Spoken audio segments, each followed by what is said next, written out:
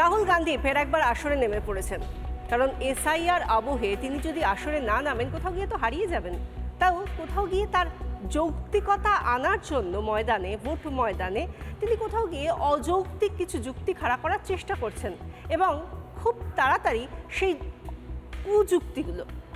কুযুক্তিগুলো হারিয়েও যাচ্ছে, প্রকাশ্যেও চলে আসছে।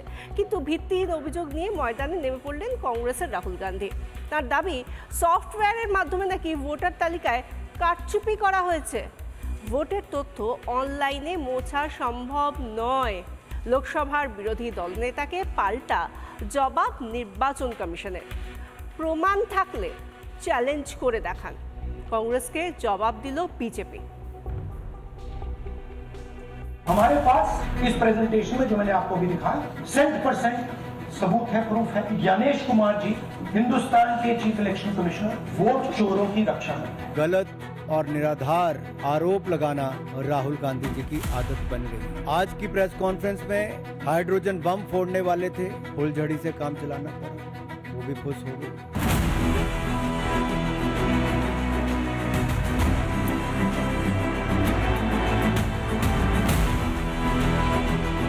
রাহুল গান্ধী চেয়েছিলেন হাইড্রোজেন বোমা ফাটাতে, কিন্তু বোমা কোথায়? এ তো ফুলঝুরি, মিথ্যের ফুলঝুরি। একবার শুনুন ঠিক কি অভিযোগ লোকসভার বিরোধী দলনেতার। सॉफ्टवेयर से ये काम किया जा रहा है। सॉफ्टवेयर प्रोग्राम कह रहा है पहला नाम निकालो और इसका प्रयोग करके डिलीट करो। टारगेटेड डिलीशंस हो रहे हैं। कांग्रेस पार्टी पर आनंद ने अटैक किया। टॉप 10 बूथ्स जहां सबसे ज्यादा कांग्रेस की स्ट्रेंथ थी वहां टारगेट किया।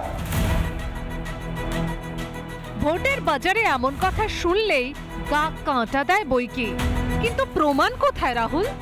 এই ইস্যুতে কংগ্রেস সাংসদকে পাল্টা জবাব দিয়েছে নির্বাচন কমিশন।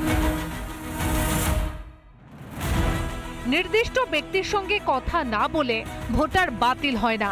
কেউ অনলাইনে কোনো ভোটারের নাম মুছে ফেলতেও পারে না। শুধু কমিশন নয়, রাহুল গান্ধীকে একহাত নিয়েছে বিজেপিও। भूल भाल दाबीतेई उस्ताद राहुल, कटाक्ष गेरुआ शिविरेर कि जब राहुल गांधी जी आरोप लगाया और उसके कोर्ट गए तो बार बार इनको मुंह की खानी पड़ी। क्या इसी डर से राहुल गांधी जी शपथ पत्र नहीं दे रहे हैं? और अगर इतना ही दम आपके तर्कों में है तो आप कोर्ट क्यों नहीं जाते? इलेक्शन कमीशन ने तो आपको बार बार कहा सबूत दो, हल्फनामा दो। प्रमाण नेই, তথ্য নেই, কেবল অভিযোগের ফুলঝুরি। কর্ণাটকের আলন্দ বিধানসভা কেন্দ্রে নাকি ভোটার তালিকায় কারচুপি হয়েছে, এই অভিযোগ তুলেছেন রাহুল গান্ধী। অথচ সেই কেন্দ্রে জিতেছেন তার দল কংগ্রেসের প্রার্থী। বলি কারচুপি করে বিজেপি হারলো কিভাবে? বারবার নির্বাচনে হার, জনসমর্থনের অভাব, তাতেই কি হতাশায় ভুগছে শতাব্দী প্রাচীন দল কংগ্রেস? দিনের পর দিন কমিশনকে কাঠগড়ায় তুলে বাংলাদেশ কিংবা নেপালের মতো অস্থিরতা তৈরি করার ছক কষছেন কি রাহুল গান্ধী? রিপাবলিক বাংলা। একবার ভেবে দেখুন, আপনার আমার বাড়িতে যদি ছোট কোনো চুরিও হয় তাহলে আমাদের সেই চুরি কি, কত টাকার চুরি বা কত টাকার সম্পত্তির চুরি, তার প্রমাণ ইত্যাদি সমস্ত কিছু আমাদের কিন্তু বলতে হয়।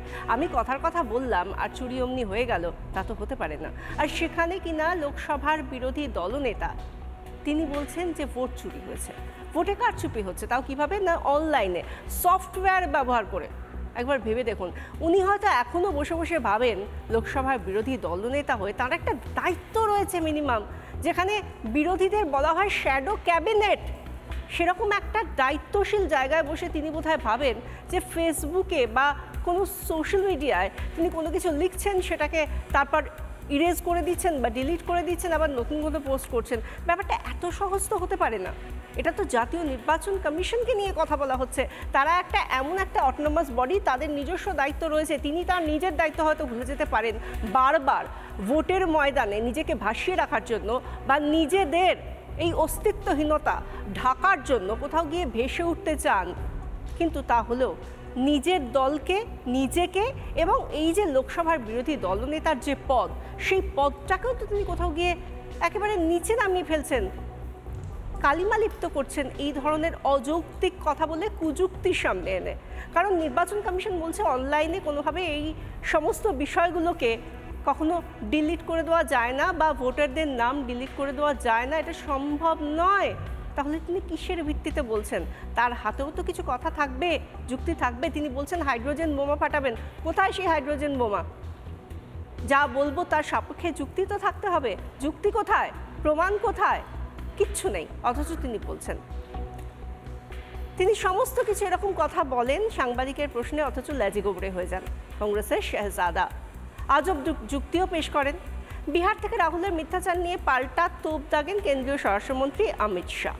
এই সমস্ত কিছুর মাঝে এখন যা চলছে তা হলো একদিকে যুক্তি আর অন্যদিকে একেবারে ভরা ভরা রাহুলের কুযুক্তি। मेरा काम हिंदुस्तान के लोकतंत्र को बचाने का नहीं।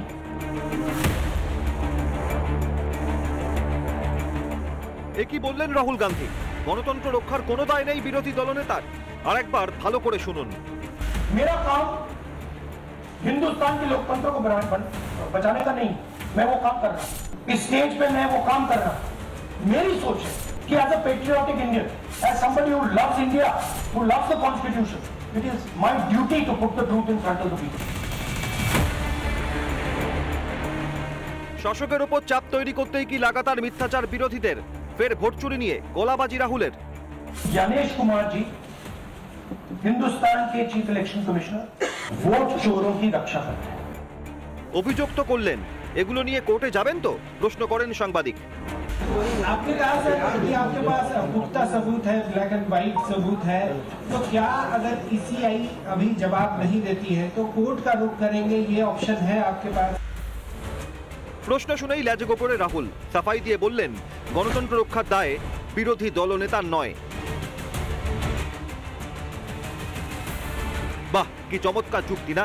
তবে কি শুধুমাত্র শাসকের ঘাড়ে মিথ্যে দোষ চাপানোই দায়িত্ব বিরোধীদের? শুধুমাত্র অনুপ্রবেশকারীদের এদেশের ভোটার বানানোই দায়িত্ব বিরোধীদের? हर बार झूठा नैरेटिव फैलाते। यहाँ इतने सारे लोग हैं, आप किसी का वोट कटा है क्या?